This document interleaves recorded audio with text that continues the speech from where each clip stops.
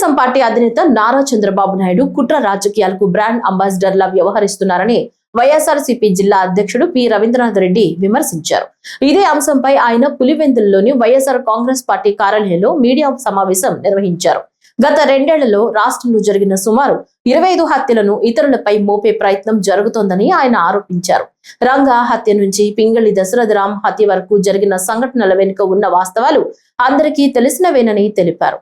రాష్ట్రంలో ఎక్కడ ఏ సంఘటన జరిగినా వైఎస్ఆర్సీపీ అధ్యక్షుడు వైఎస్ జగన్మోహన్ రెడ్డిపై నెపం మోపడం, సొంత పత్రికల ద్వారా ప్రచారం చేయించడం జరుగుతోందని విమర్శించారు. ఒక అబద్ధాన్ని పదే పదే చెప్పి నిజంగా మార్చే ప్రయత్నం జరుగుతోందన్నారు. కడపలో ఇటీవల జరిగిన హత్య వ్యక్తిగత వివాదం మాత్రమేనని, దాన్ని రాజకీయ రంగు పూయడం తగదని స్పష్టం చేశారు. మృతుడు దస్తగిరి వైఎస్ఆర్సీపీ అభిమాని, మంచి వ్యక్తి అని తెలిపారు. మాజీ డిప్యూటీ మేయర్ నిత్యానంద రెడ్డి మరియు దస్తగిరి మధ్య ఎలాంటి విభేదాలు లేవని పేర్కొన్నారు. వంగవీటి మోహన్ రంగా హత్య కావచ్చు,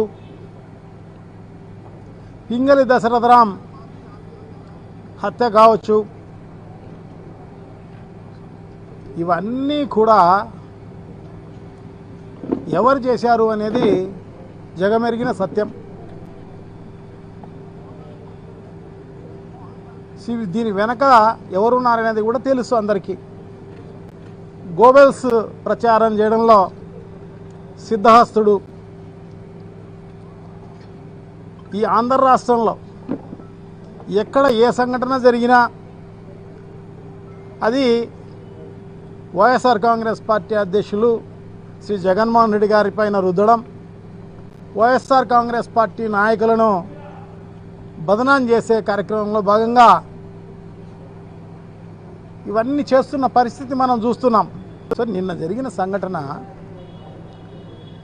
ఈ 15 రోజుల కిందట జరిగిన సంఘటన, అది వ్యక్తిగత సంబంధించిన సమస్య. దాన్ని పెద్ద ఎత్తున, ఎందుకంటే మేమందరం కూడా ఇంతవరకు ఏం మాట్లాడలే. ఎందుకు మాట్లాడలేదు?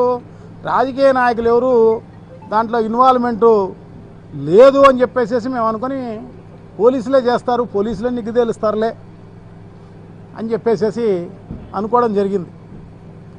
కానీ నిన్న మొన్నటి నుంచి పెద్ద ఎత్తున అందరికీ పులిమే కార్యక్రమం అంతా కూడా చేస్తున్న పరిస్థితి. దస్తగిరి అనే అతను నిజంగా వైఎస్ఆర్ కాంగ్రెస్ పార్టీకి ఫాలో అయ్యారు. తనకి కేడరు పదవిలు లేకపోవచ్చేమో కానీ మంచివాడు, మృదు స్వభావి, అందరితో బాగా కలివిడిగా ఉండేవాడు. సో అతను చేసేది రియల్ ఎస్టేట్ వ్యాపారం, రియల్ ఎస్టేటు బ్రోకరు ముందు.